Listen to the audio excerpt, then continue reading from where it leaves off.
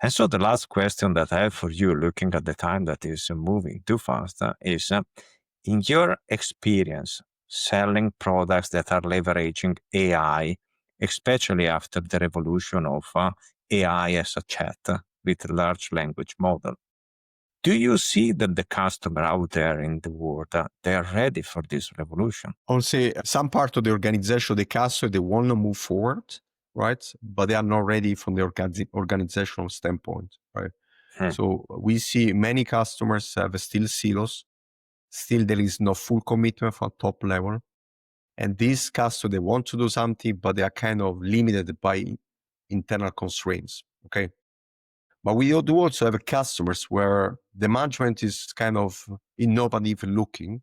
They want to experiment stuff. And these customers, they embrace technology, but again, the technology they do it wisely. That means step by step. Sometimes we use LLM for sentiment analysis, for example, because this is the best kind of technology you have for sentiment analysis to check the sentiment of customers or an operator in a conversation between the two of them. We try to extract information based on sentiment analysis built on LLM, on a large language model. Other solutions, you don't need language. So what we always we are looking for now what we call a collaborative AI. So that is also a concept that's going, lately more that actually explain because there's a lot of concerns on one side regarding artificial intelligence.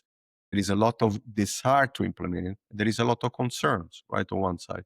And this kind of, balancing. We say, okay, I use AI because everybody's moving there because it will help me a year without knowing exactly how, because there's a lack of knowledge about here, how to use it here. But at the same time, there is a lot of step structurally, organizationally, human within the customer to be made, especially the customer is not small. This is one step to be done anyhow.